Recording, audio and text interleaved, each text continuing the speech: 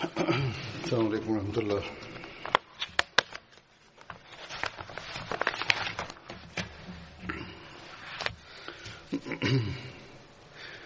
أشهد أن لا إله إلا الله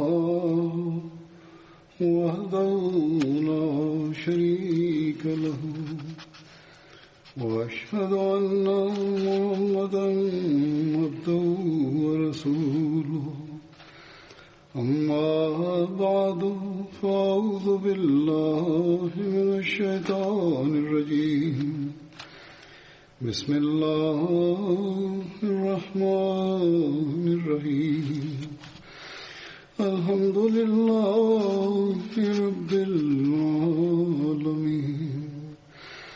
الرحمن الرحيم مالك يوم الدين إياك نعبد وإياك نستعين اهدنا الصراط المستقيم صراط الذين أنعمت عليهم غير المغضوب عليهم ولا الضالين.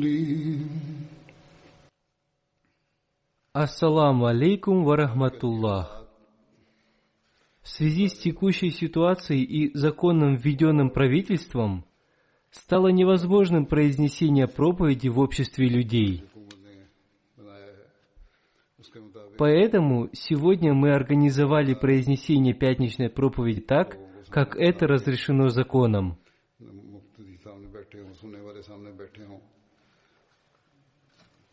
Я решил произнести пятничную проповедь в мечети, независимо от того, присутствуют ли в ней люди или нет.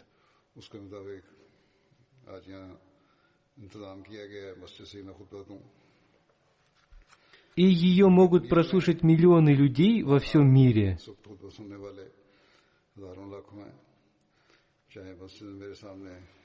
Мы всегда должны стремиться и молиться о том, чтобы сохранить наше единство. Пусть Всевышний Аллах улучшит нынешнее сложившееся положение и удалит эту пандемию. Пусть будет так, чтобы счастье совершать молитвы в мечети вновь вернулось. А теперь я начну свою проповедь. 2 недели назад в своей проповеди я рассказывал о Хазрате Талхе бин Убайдулле, да будет доволен им Аллах. Я говорил о том, что расскажу о его мученической смерти в верблюжьей битве. И сегодня я расскажу именно об этом, и вы найдете ответы на вопросы, которые возникают относительно этой битвы.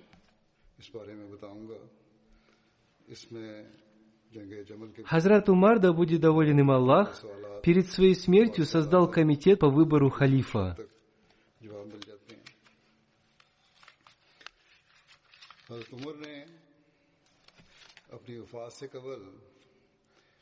В Сахих Аль-Бухари приводится хадис о гибели Хазрата Умара, да будет доволен им Аллах. В нем говорится о том, что ему сказали: «О повелитель верующих, дай нам наставление и назначь преемника».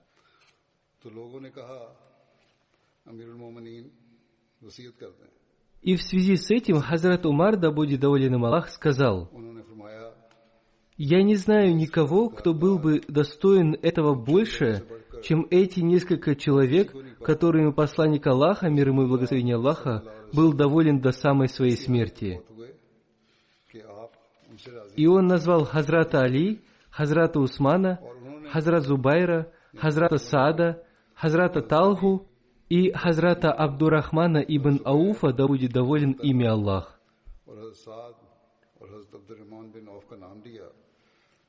Хазрат Умар, да будет доволен им Аллах, сказал: «Абдуллах ибн Умар, да будет свидетелем для вас, однако сам он не должен получать никакой власти.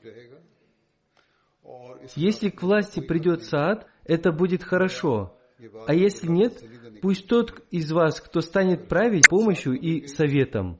Поистине, я отстранял его не из-за его слабости или вероломства.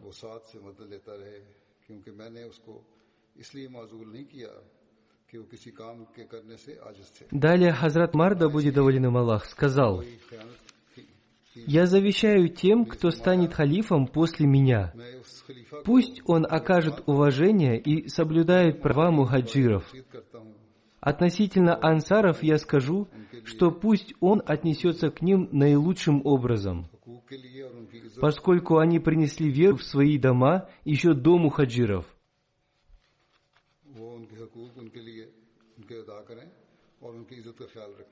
У того из них, кто служит, принимайте их служение.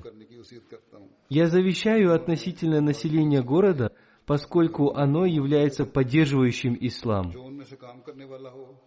Они являются сборщиками материальных средств.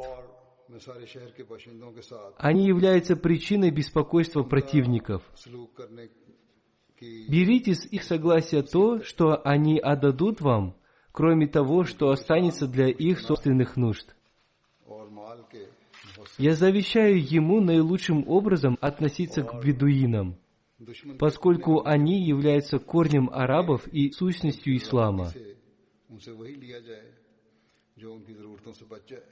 Берите от них то, в чем они не нуждаются, и затем раздайте это обратно всем нуждающимся из них. Эту его ответственность я передаю в руки Всевышнего Аллаха и его посланника, мир ему и благословение Аллаха. Выполняйте обещания, которые вы давали. Храните и защищайте их. Берите от них только лишь по мере их возможностей. Далее повествуется: когда он умер, мы подняли его тело и пошли пешком. Хазрат Абдулла бин Умар, да будет доволен им Аллах, обратившись к Хазрат Айше, да будет доволен ею Аллах, сказал: «Мир вам! Умар бин Хаттаб просит разрешения». Хазрат Айша, да будет доволен ею Аллах, сказала: «Положите его вовнутрь». Затем его положили возле двоих, посланника Аллаха, мир ему и благословение Аллаха, и Хазрата Абу Бакра Сиддик, да будет доволен им Аллах. После погребения собрались избранные им 6 человек, и Абдурахман ибн Ауф сказал: «Вручите правление собой 3 из вас». Зубайр сказал: «Вручаю себя Али». Талха сказал: «Вручаю себя Усману». А Сад сказал: «Вручаю себя Абдурахману ибн Ауфу». Таким образом, 3 кандидата отказались претендовать на пост халифа в пользу остальных 3 кандидатов. Остались Али, Усман и Абдурахман ибн Ауф. Абдурахман сказал Усману и Али: «Кто из вас согласится, чтобы мы поручили ему это дело, и чтобы он отвечал перед Аллахом и Исламом?» Они молчали. Тогда Абдурахман сказал: «Вы хотите поручить это дело мне? Клянусь Аллахом, я сам должен выбрать лучшего из вас». Они ответили: «Да». Тогда он взял за руку Али и сказал: «Ты родственник посланника Аллаха, и ты принял ислам одним из первых, и тебе об этом известно. Если я выберу тебя, ты обязан править справедливо перед Аллахом, а если я выберу Усмана, ты должен служить его и подчиняться ему». Потом он остался наедине с Усманом и сказал ему то же самое. Взяв с них это обещание, он сказал: «Подними руку, о Осман!» и присягнул ему.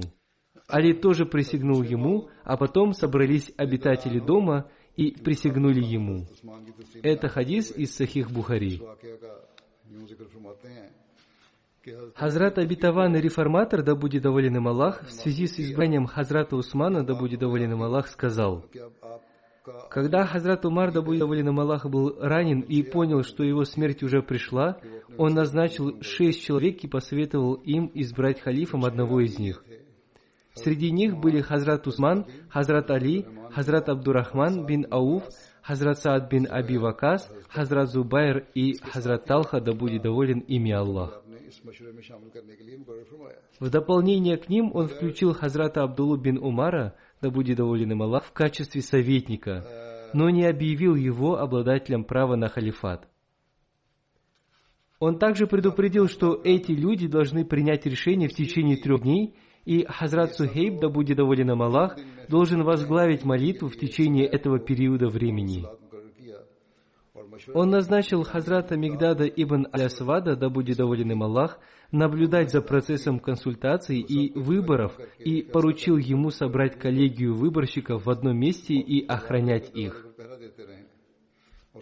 Также он дал еще несколько указаний. Народ должен принести обет верности тому, кто будет избран большинством голосов, и если кто-то откажется это сделать, то он должен быть убит. Если у каждой из сторон будет по 3 голоса, то Хазрат Абдулла ибн Умар, да будет доволен им Аллах, даст рекомендацию, кто должен стать халифом. Если члены комитета избирателей не согласятся с решением Хазрата Абдуллы ибн Умара, то халифом должен быть назначен человек, избранный Абдурахманом ибн Ауфом.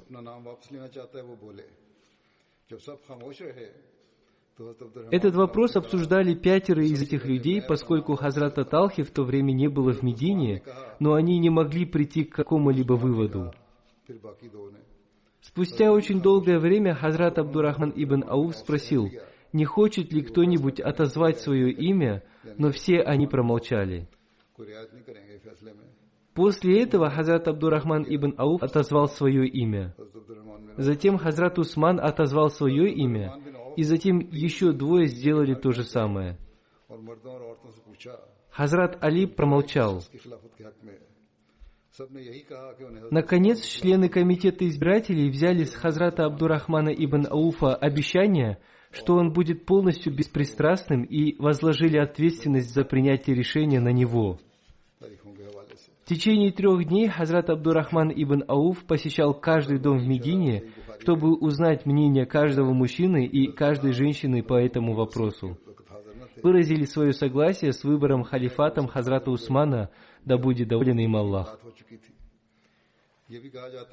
Это слова Хазрата обетованного реформатора, да будет доволен им Аллах, относительно истории ислама. В книге Фатхуль Бари, которая является комментарием к сборнику хадисов Сахих Бухари, написано о том, что Хазрат Талха, да будет доволен им Аллах, не присутствовал во время объявления завещания Хазрат Умара, да будет доволен им Аллах. Однако возможно, что он присутствовал при смерти Хазрата Умара, да будет доволен им Аллах. Также повествуется и о том, что он прибыл, когда эти консультации уже закончились. Еще в одном повествовании говорится о том, что он присутствовал уже во время принесения обета верности Хазрату Усману, да будет доволен им Аллах, и это повествование считается более достоверным. Таким образом, Хазрат Усман, да будет доволен им Аллах, был избран халифом, и вся система была приведена в порядок. Когда Хазрат Усман, да будет доволен им Аллах, обрел мученическую смерть, люди прибежали к Хазрату Али, да будет доволен им Аллах. Среди них были сахабы, сподвижники, и табиины, те, кто пришел после сподвижников. Все они говорили, что Хазрат Али, да будет доволен им Аллах, является повелителем правоверных. Они пришли к нему домой и попросили его принять у них обет верности.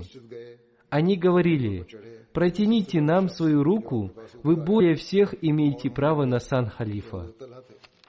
Хазрат Али, да будет доволен им Аллах, сказал, это не ваше дело, это дело сподвижников, участников битвы при Бадре. Халифом станет тот, кем они будут довольны. Затем к Хазрату Али, да будет доволен им Аллах, пришли сподвижники, участники битвы при Бадре, и сказали, «Мы не видим никого, имеющего большее право, чем ты. Протяни руку, и мы принесем тебе обет верности». Хазрат Али, да будет доволен им Аллах, спросил у них, «А где Талха и Зубайр?» И самым первым, кто принес Хазрату Али, да будет доволен им Аллах, устный обет верности, был Хазрат Талха, да будет доволен им Аллах. Самым первым, кто принес обет верности на руке Хазрата Али, да будет доволен им Аллах, был Хазрат Саад, да будет доволен им Аллах. Когда Хазрат Али, да будет доволен им Аллах, увидел это, он зашел в мечеть и поднялся на минбар. Хазрат Талха был самым первым, кто подошел к нему и принес ему обет верности. Затем также поступили Хазрат Зубайр и остальные сподвижники, да будет доволен им Аллах. Это очень важно, поэтому я рассказываю об этом. Хазрат Обетованный Реформатор, да будет доволен им Аллах, в одном из своих докладов в ответ на возражение Хаджи Камалауддина относительно принесения или непринесения обета верности Хазратом Талхой, Хазратом Зубайром и Хазрат Айшей, да будет доволен ими Аллах, сказал: «Не приводите ваши доводы относительно того, что Хазрат Талха, Хазрат Зубайр и Хазрат Айша, да будет доволен ими Аллах, не приносили обета верности. Они не отказывались от халифата, вопросы у них возникли относительно убийц Хазрата Усмана, да будет доволен им Аллах. Те, кто утверждает о том, что эти сподвижники не принесли обета верности, не правы. Хазрат Айша, да будет доволен ею Аллах, осознала свою ошибку и уехала в Медину. Хазрат Талха и Хазрат Зубайр, да будет доволен ими Аллах, не умерли, пока не принесли обет верности Хазрату Али, да будет доволен им Аллах. Поэтому я рассказываю об этом. В книге Хасаис Кубра во 2 томе я прочитаю только перевод. Хаким повествует со слов Саура бин Муджза следующее. «В день верблюжьей битвы я проходил мимо Хазрата Талхи, да будет доволен им Аллах. Он был при смерти, и он спросил меня: на чьей ты стороне? Я ответил: я на стороне повелителя правоверных Хазрата Али. Хазрат Талха, да будет доволен им Аллах, сказал: протяни мне свою руку, чтобы я принес ему свой обет верности. Таким образом, он принес свой обет верности на моей руке и умер. Когда я рассказал об этом Хазрату Али, да будет доволен им Аллах, он сказал: Аллаху Акбар, Аллах велик. Кто правдивее посланника Аллаха, мир ему и благословение Аллаха? Всевышний Аллах не пожелал, чтобы Хазрат Талха вошел в рай без принесения мне обета верности. Он был из тех 10 счастливцев, которые получили благую весть о рае еще в этой земной жизни. Однажды кто-то в обществе Хазрат Айши, да будет доволен ею Аллах, вспомнил о верблюжьей битве. Она спросила: «Вы говорите о событиях верблюжьей битвы?» Он ответил: «Да, разговор идет именно об этом». Хазрат Айша, да будет доволен ею Аллах, сказала: «Как было бы прекрасно, если бы я оставалась в те дни на своем месте, как и другие люди. Это было равносильно моему желанию родить посланнику Аллаха, мир ему и благословение Аллаха, 10 детей, похожих на Абдурахмана бин Хариса бин Хашама». Кроме того, Хазрат Талха и Хазрат Зубайр, да будет доволен ими Аллах, были из тех 10 сподвижников, которым был обещан рай еще при их жизни. Слова посланника Аллаха, мир ему и благословение Аллаха, правдивы и убедительны. Более того, они покаялись и вернулись с этой битвы.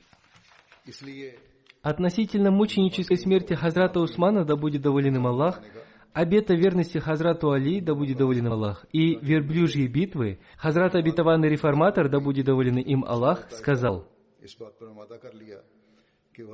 группы убийц разделились по разным странам. Они обвиняли друг друга, чтобы спасти себя. Когда они узнали о том, что Хазрат Али, да будет доволен им Аллах, стал принимать обет верности у людей, они получили возможность обвинить Хазрата Али, да будет доволен им Аллах. Это значит, что в окружении Хазрата Али, да будет доволен им Аллах, оказались несколько убийц Хазрата Усмана, да будет доволен им Аллах, и поэтому противники и лицемеры получили возможность обвинить в этом Хазрата Али, да будет доволен им Аллах. Таким образом, группа, которая направилась в сторону Мекки, уговорила Хазрат Айшу, да будет доволен ею Аллах, отомстить за смерть Хазрата Усмана и объявить джихад. Так Хазрат Айша, да будет доволен ею Аллах, объявила джихад и обратилась к сподвижникам за помощью. Хазрат Талха и Хазрат Зубайр, да будет доволен им Аллах, принесли обет верности Хазрату Али, да будет доволен им Аллах, при условии, что он как можно скорее отомстит за смерть Хазрата Усмана, да будет доволен им Аллах. Они не поняли смысла слов «как можно скорее» так, как это понимал Хазрат Али, да будет доволен им Аллах. Хазрат Али, да будет доволен им Аллах, подумал, что прежде всего необходимо навести порядок во всех провинциях и только затем наказать убийц, поскольку в первую очередь нужно было защитить ислам. Он думал, что ничего страшного не произойдет, если немного отложить наказание убийц. Такое же разногласие произошло и с опознанием убийц. Хазрат Али, да будет доволен им Аллах, не сомневался в том, что люди, которые пришли к нему с грустными лицами и говорили о том, что ислам постигнет смута, являются главными зачинщиками смуты. Другие люди были в сомнении относительно них. При таких разногласиях Хазрат Талха и Хазрат Зубайр пришли к ложному мнению о том, что Хазрат Али, да будет доволен им Аллах, отказывается от тех условий, при которых они принесли ему свой обет верности.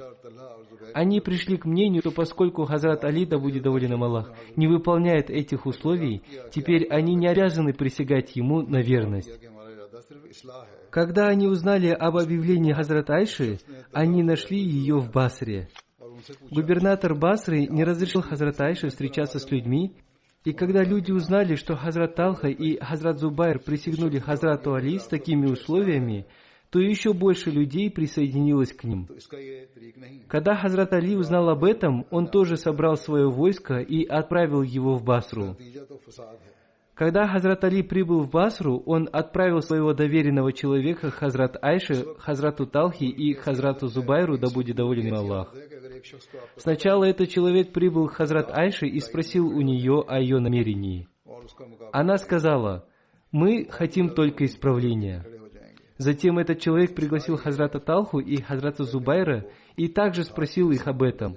Они ответили, что и они тоже хотят только исправления.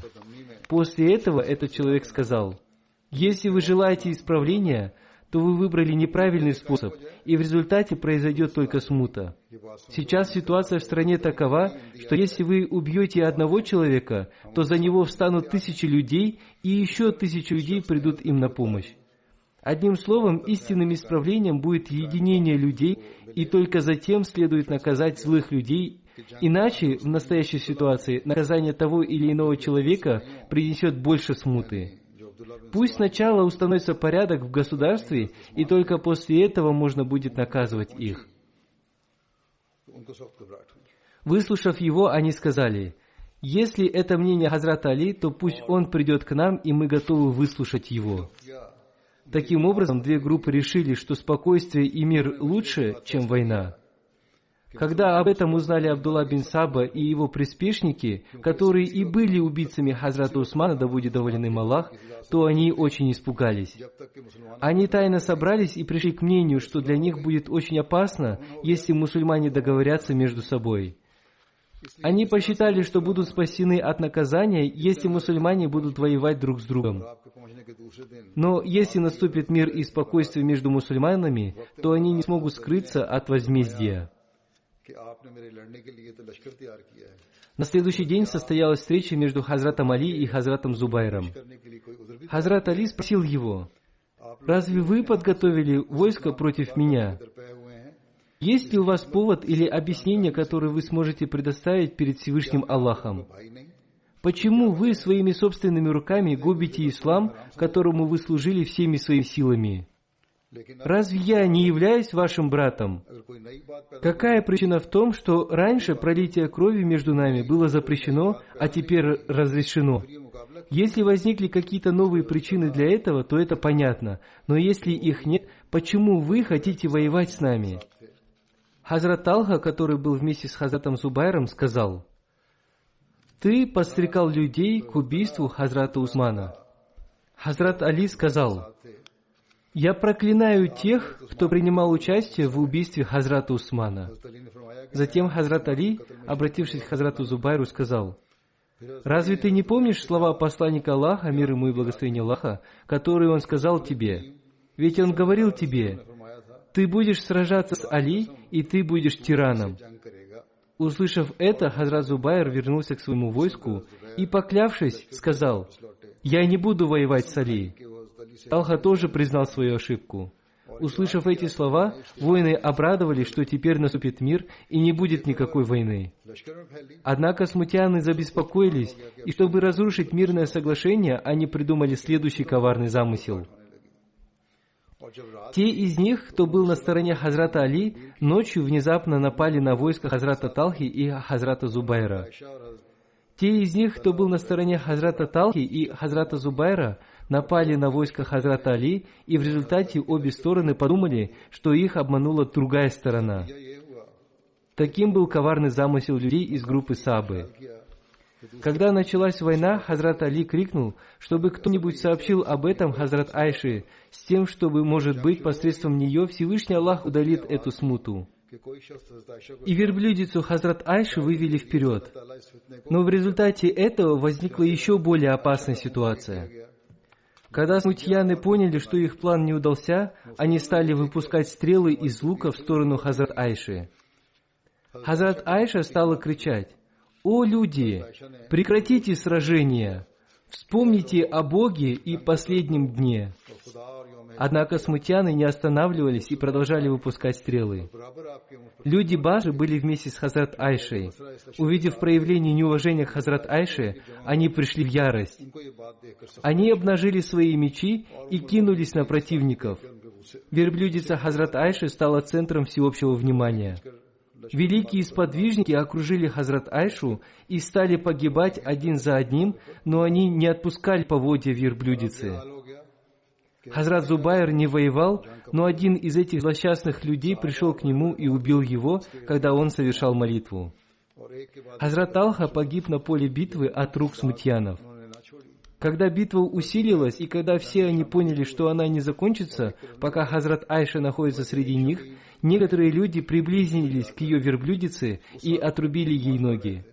Они скинули ее седло на землю, и тогда эта битва закончилась. Увидев это, лицо Хазрата Али покраснело от скорби, но в то время не было никакого иного выхода. После окончания битвы, когда среди убитых нашли тело Хазрата Талхи, Хазрат Али очень сильно опечалился. Все эти события показывают, что сподвижники не были виновны в этом сражении. Напротив, это было дерзким планом убийц Хазрата Усмана. Хазрат Талха и Хазрат Зубайр, да будет доволен им Аллах, погибли, принеся обет верности Хазрату Али. Поскольку они признали свою ошибку и обещали принять сторону Хазрата Али, они были убиты руками злых смутьянов. Хазрат Али проклял этих смутьянов. Хазрат Обетованный Реформатор, да будет доволен им Аллах, относительно мученической смерти Хазрата Талхи, да будет доволен им Аллах, и верблюжьей битвы в одном месте сказал: «Когда в мир приходят пророки, наиболее великими становятся те, кто принял их в начале. Каждый мусульманин знает, что после посланника Аллаха, мир ему и благословение Аллаха, наиболее великими считаются Хазрат Абу Бакр, Хазрат Умар, Хазрат Усман, Хазрат Али, Хазрат Талха, Хазрат Зубайр, Хазрат Абдурахман бин Ауф, Хазрат Саад и Хазрат Саид, да будет доволен ими Аллах. Они считались великими не по причине того, что обрели больше удобств и комфорта.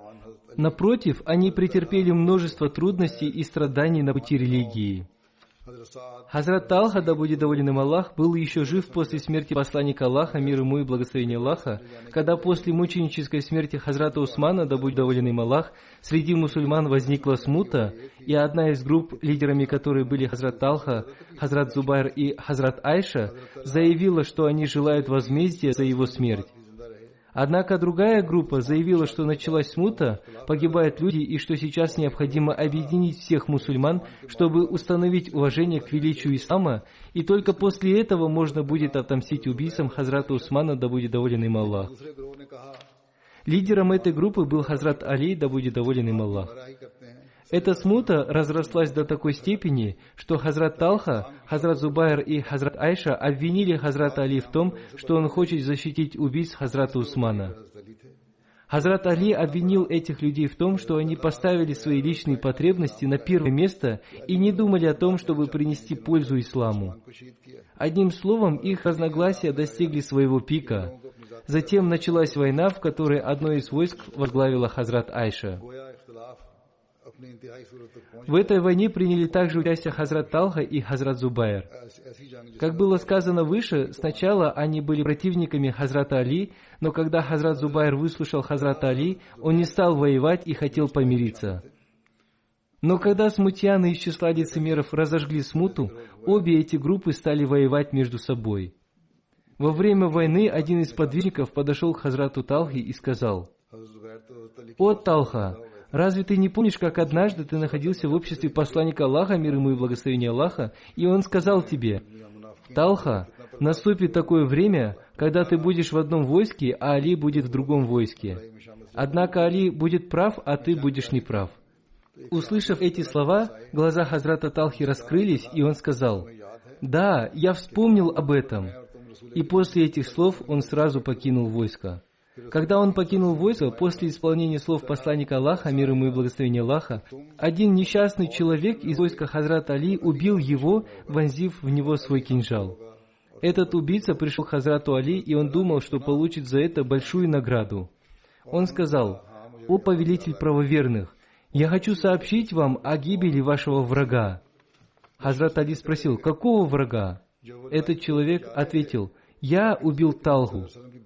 Хазрат Али сказал: «О человек, я сообщу тебе весть посланника Аллаха, мир ему и благословение Аллаха, о том, что ты отправишься в ад, поскольку посланник Аллаха, мир ему и благословение Аллаха, при Хазрате Талхе сказал: О Талха, однажды ты будешь испытан обидой ради торжества честности и справедливости.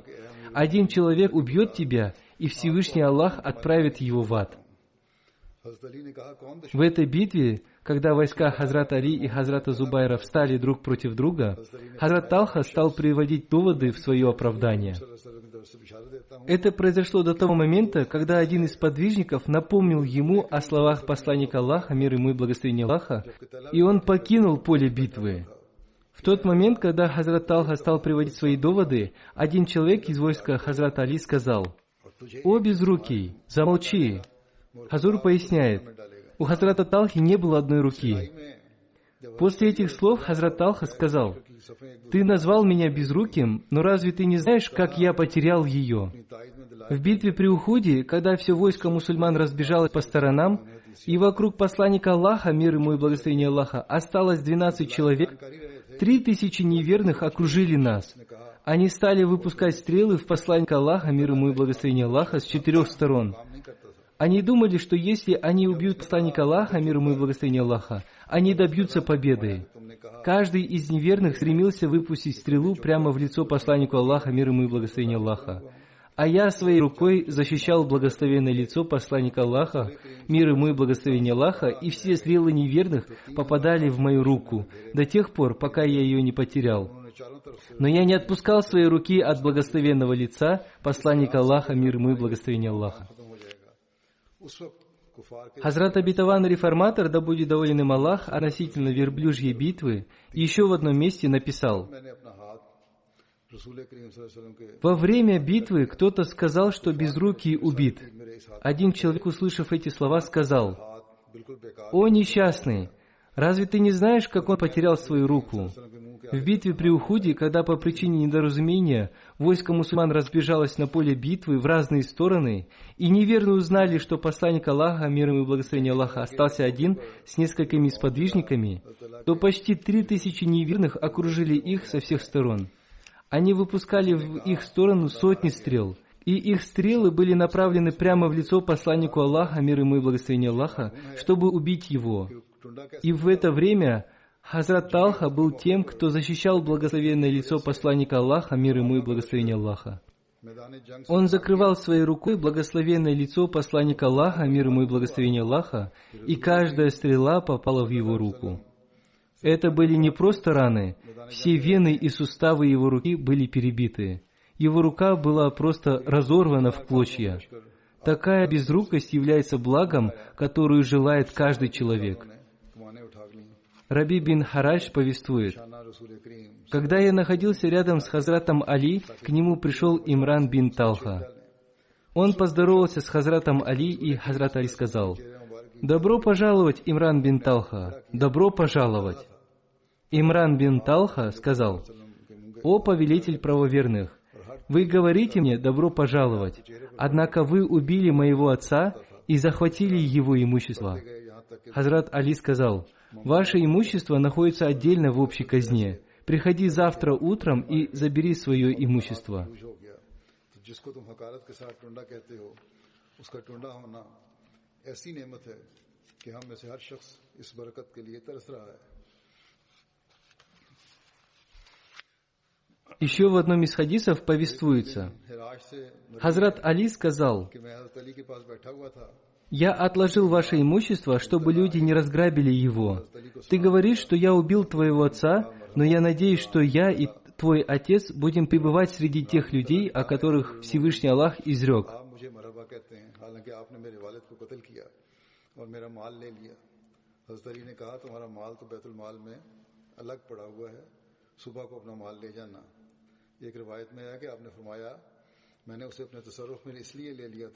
«И изымем мы всякую злобу из сердец их. Братьями воссядут они на ложах лицом друг к другу».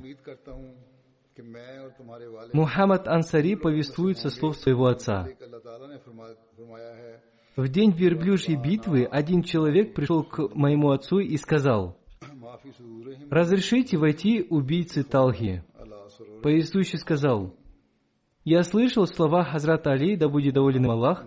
Он сказал: сообщите убийце Талхи, что он окажется в аду». Когда Хазрат Талха, да будет доволен им Аллах, обрел мученическую смерть, Хазрат Али, да будет доволен им Аллах, вытирая пыль с его лица, сказал: «Тяжко для меня видеть тебя лежащим здесь, под звездами небесными, о Абу Мухаммад». Сказав это, Хазрат Али заплакал и добавил: «Я хотел бы умереть за 20 лет до этого». Хазрат Али, да будет доволен им Аллах, и его друзья зарыдали.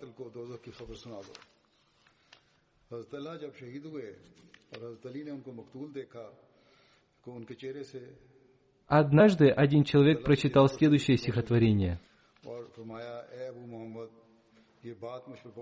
Это был молодой человек, который всегда встречался со своими друзьями в богатстве и ушел от них в бедности. И Хазрат Али, да будет доволен им Аллах, сказал: «Это стихотворение больше подходит Абу Мухаммаду Талхи бин Убайдулле. Пусть Всевышний Аллах смилуется над ним». На этом я заканчиваю воспоминания о Хазрате Талхи, да будет доволен им Аллах. А сейчас я зачитаю некоторые цитаты из писания Хазрата Обетованного Мессии, мир ему, относительно нынешней ситуации в мире. Однажды Хазрат Обетованный Мессия, мир ему, обратившись к муфти Сахибу, изрек: «Дома должны быть светлыми. В настоящее время, во время эпидемии чумы, нужно тщательно содержать в чистоте свои дома. Одежда также должна быть чистой». Затем Хазрат Обетованный Мессия, мир ему, изрек: «Сегодняшние дни очень опасны, воздух отравлен, а чистота является сунной, образом жизни посланника Аллаха, мир ему и благословение Аллаха. В Священном Коране изрекается: «И одежды своих близких очищай, и нечистоты избегай». Еще в одном месте Хазрат Обетованный Мессия, мир ему, изрекает: «Те, в чьих городах и деревнях распространилась эпидемия чумы, не должны перемещаться из своих мест в другие места. Очищайте и протапливайте свои дома. Вам необходимо соблюдать все меры предосторожности. В первую очередь вы должны принести истинное покаяние, вы должны создать в себе искреннее преобразование и примириться со Всевышним Аллахом, установив с Ним прочную связь. Вы должны вставать ночью и возносить мольбы в молитве тахаджуд». Затем он изрек: «Истинное духовное преображение защитит от кары Всевышнего Аллаха. Благословенно то, что сказано». Пусть Всевышний Аллах одарит такой возможностью каждого мусульманина Ахмади. Пусть будет так, чтобы в эти дни они молились по-особенному. Соблюдайте все инструкции государственных органов, очищайте свои дома и соблюдайте в них чистоту. Используйте гигиенические средства, которые можно приобрести везде.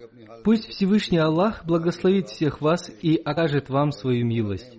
В эти дни возносите особые мольбы. Пусть Всевышний Аллах благословит всех вас.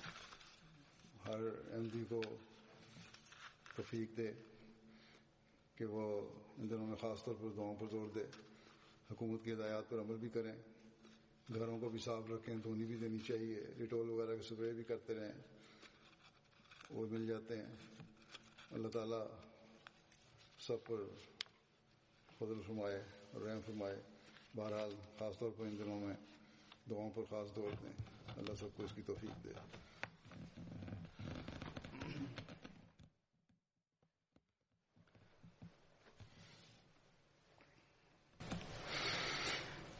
الحمد لله نحمده ونستعينه ونستغفره ونؤمن به ونتوكل عليه ونعوذ بالله من شرور أنفسنا ومن سيئات أعمالنا من يهده الله فلا مضل له ومن يضلل فلا هادي له ونشهد أن لا إله إلا الله ونشهد أن محمدا عبده ورسوله عباد الله رحمكم الله إن الله يأمر بالعدل والإحسان وإيتاء ذي القربى وينهى عن الفحشاء والمنكر والبغي يعظكم لعلكم تذكرون اذكروا الله يذكركم وادعوه يستجب لكم ولذكر الله أكبر